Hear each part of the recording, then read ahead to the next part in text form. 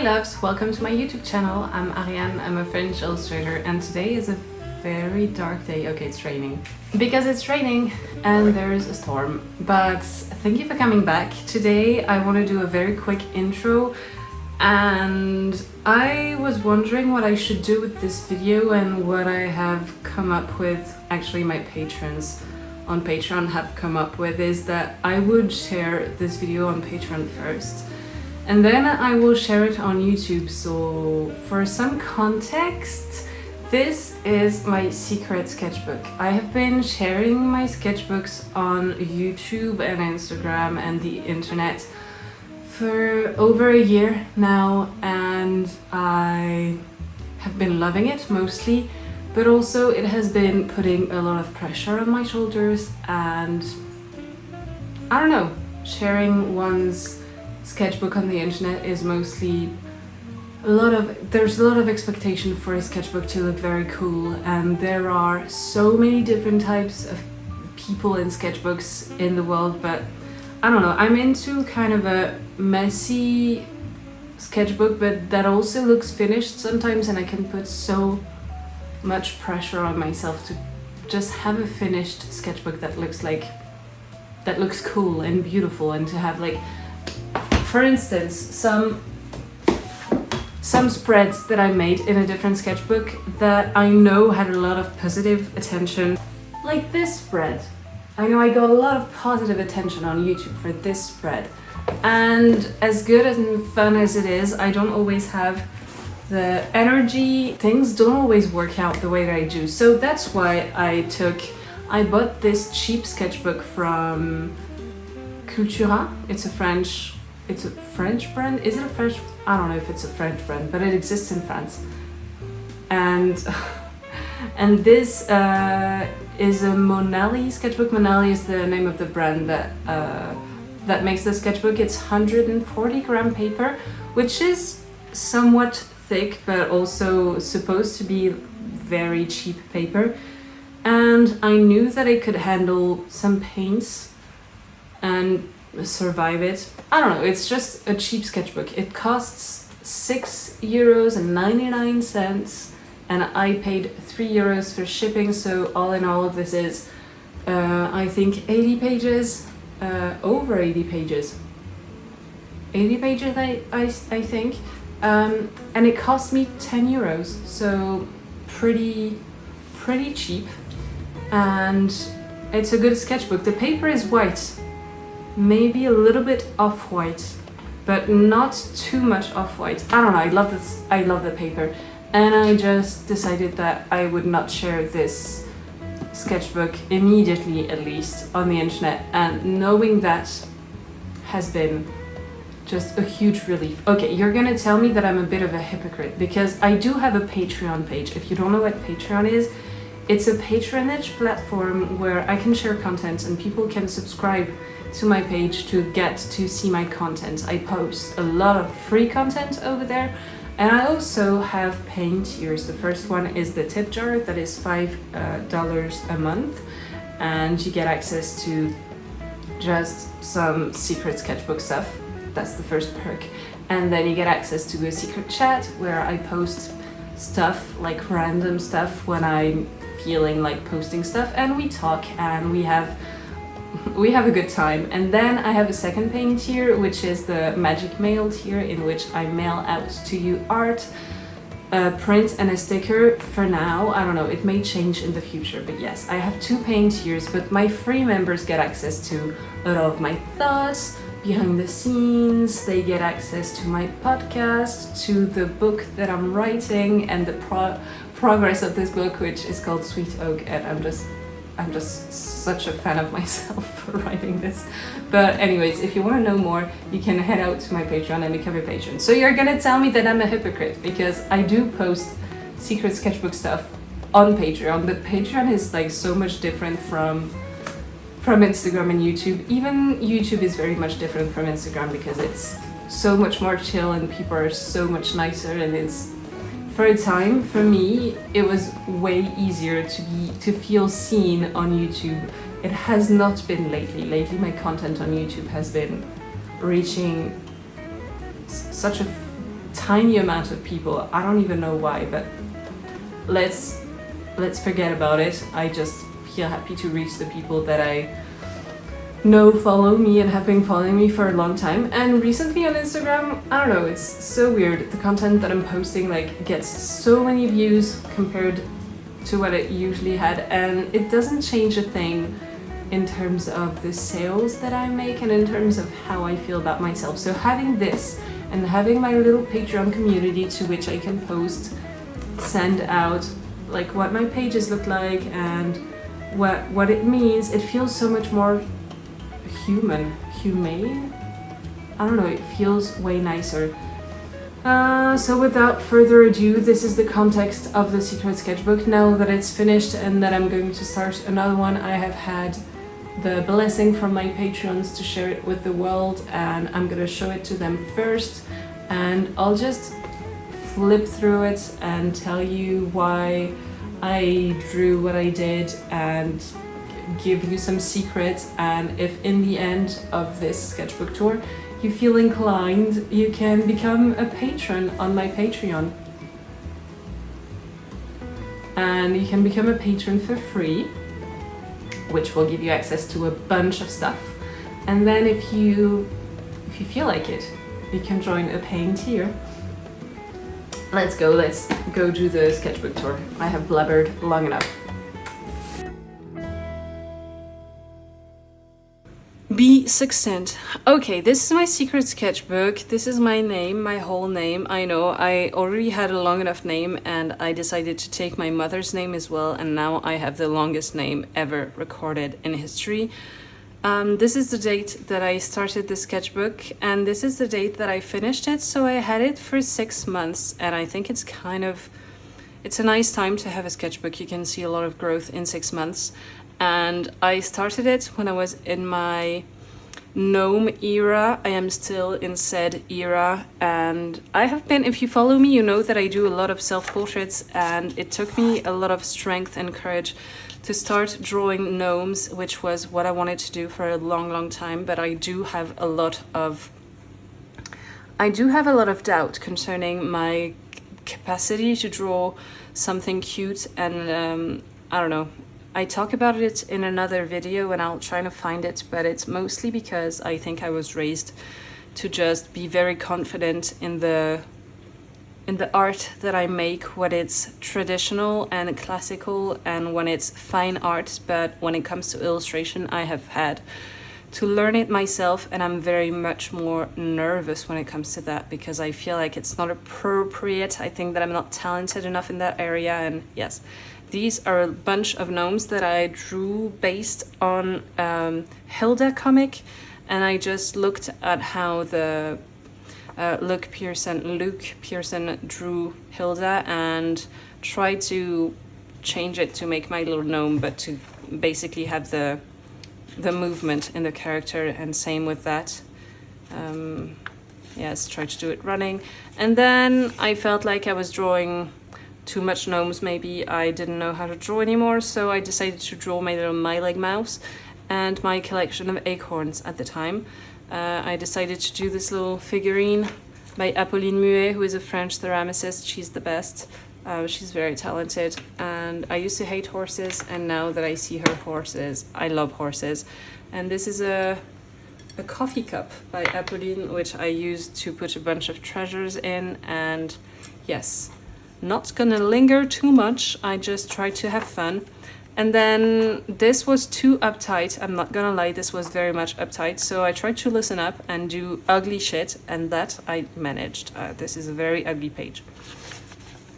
And then I was at my grandparents' and I just had my pencil with me and I tried to doodle mindlessly. I did do this cute gnome that I turned into a finished illustration that I really liked. This is a drawing of my granddad. I did redo this one as well and I really liked it.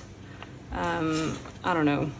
And then I tried to draw gnomes while being on the website Line of Action, I think, and watching the way that the bodies were moving and trying to apply that to some gnomes. And then I just did little self-portraits of me playing the fiddle, And I did do a finished drawing of this one that I really love. This is a study of how Sui illustration does faces, and I'm just so fascinated by her drawings always. She is the best. She's my idol, actually. This is a study of faces. I tried to do a bunch of faces, and then I watched the new Wallace and Gromit, and I tried to do Wallace from memory and just couldn't remember what he looked like. So then I looked it up on the internet, and then I think there's a minute of me just drawing Wallace and Gromit. This is a study I did for a finished painting that I did for my sister that also turned into a stamp, an ex libris stamp. It was quite fun. And then a Gromit that I actually have finished and that you could see in the intro. I think it's on the wall above my office. And then I was working on the ex libris illustration that I wanted to do for my other sister. And then I started thinking about Sweet Oak and what I wanted it to be. And at the time, I was very much more uptight with how I drew. And I think I'm starting to loosen up now. I was trying to figure out how to draw my main character, how to do facial expressions. That's the kind of doodle that I do when I'm at work and I don't have a lot of time. Then I had a commission to paint a cat for a friend of my sister's, and this is the research that I did.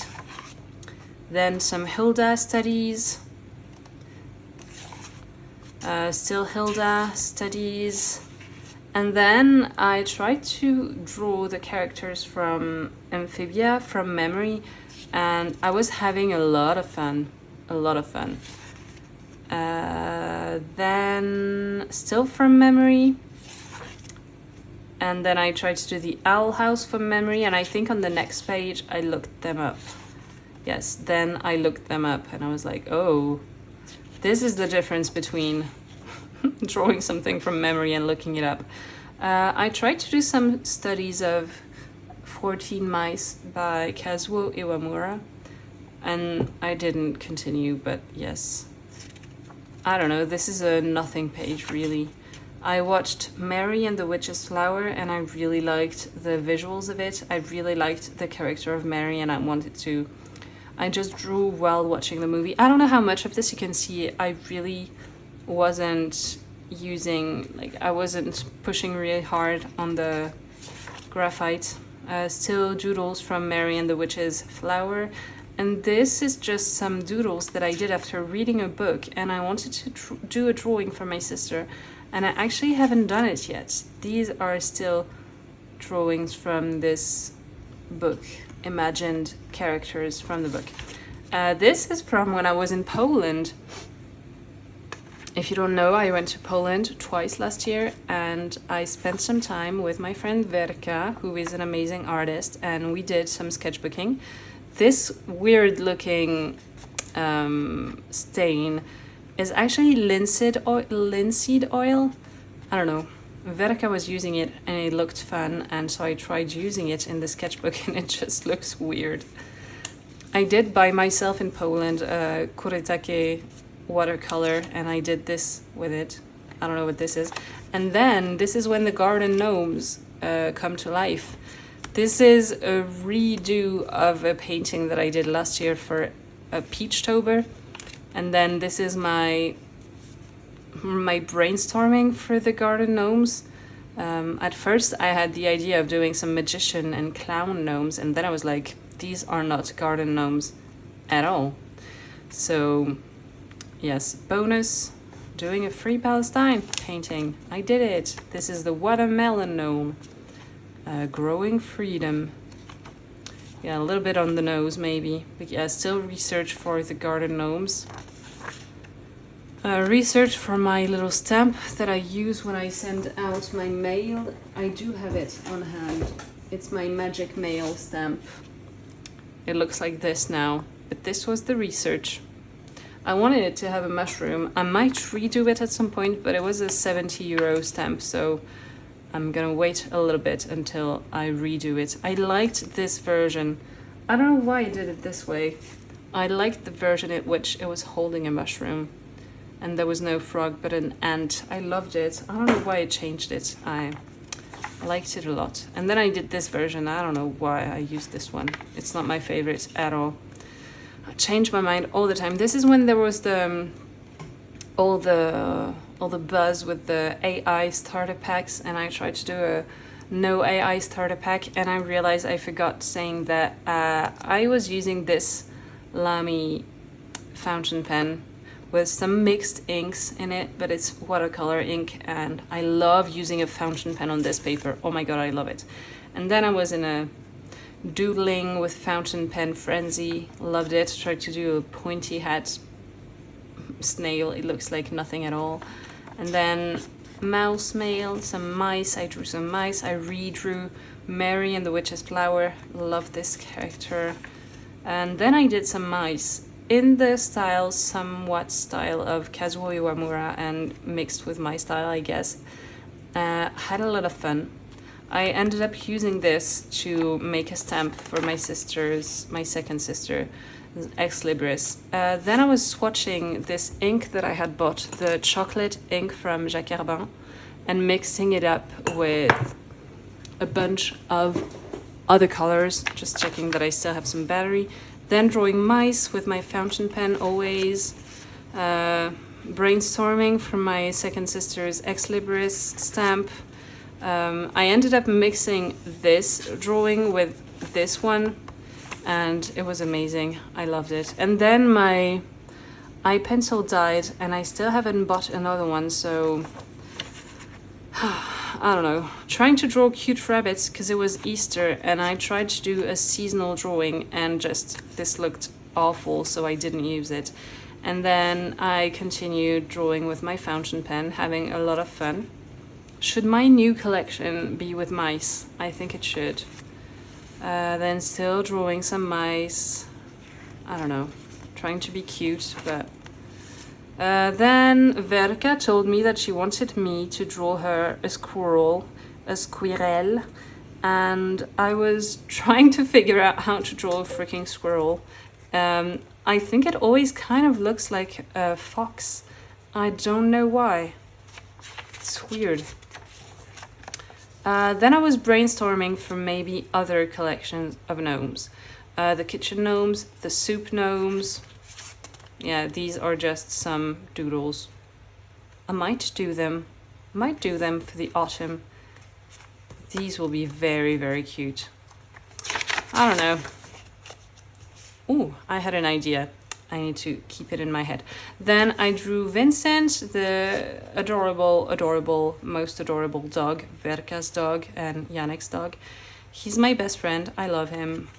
He's actually my favorite dog on the planet. I think he's the first dog that I've really befriended. Still swatching and trying to mix greens from the tiny watercolor palette that I have, and realizing that I can mix all the shades of greens that I love. I can mix them with like 2 shades of blue and 2 shades of yellow, and feeling like a dummy for having bought this many watercolors in the past few years. Then still doodling, using my beautiful Kuretake gold watercolor. I love it so much. Painting Vincent. So Verka commissioned me a painting that I still haven't sent her because I kind of hate it. She commissioned me a painting of Vincent, her dog, having tea with a squirrel, and so I'll be brainstorming that. On this page I didn't know what to do, so I just drew letters. Some doodles. I might use this again, I like it. Doodles, I hate this page, I loathe it. Doodles of Gromit. I didn't know, I was going through an art block. Hate this page. Hate this page as well. Yeah, drawing a bumblebee. What to say? I think I was going through a huge art block at this time. Trying to draw more. Brainstorming for a little commission that my sister commissioned from me. Trying to fill the page. I was coming back from the US on this page, and I had a bunch of Prismacolor pencils that I wanted to use, and then I did these tiny garden gnomes, and then I redid them on this page. I tried to draw my collection of acorns with my collection of Prismacolors, and then I tried to draw, how do you say un blaireau? A badger. Yes, I don't know, having fun with colors, and then brainstorming for the Vincent and Squirrel painting. Still brainstorming for the Squirrel painting. And then I bought myself another fine line G-Tech C4 by Pilot, and I just was doing a lot of doodles, and I loved the detail. Love the detail I can get on that. I love this pencil. Then I was using my art graph. That's why there's pages in between pages, because art graph is beautiful, but if you put your finger on it, it just smudges. So drawing my friend Marique, doesn't look like her. These are some brainstorms for an ex libris for my dead uncle, because my parents have his books and they want me to draw an ex libris. Some brainstorm for Sweet Oak. Yay, Sweet Oak! Oh my god, it's gonna be so cute. And then I was watching Amphibia again and drawing while watching. Drawing while watching Amphibia. Drawing while watching Amphibia. I just love this series. It's just so beautiful. Then I tried to do a little drawing for Sweet Oak. I'm not a fan of it. Still trying to draw Sweet Oak. Not a fan of what I did. Trying to draw Nuzbava, character from Sweet Oak. I'm not a fan of it. I don't know. I've been going through a stage of life where I just hate everything that I do. I don't know. Will it pass? I hope so. Yes, some Sweet Oak drawings.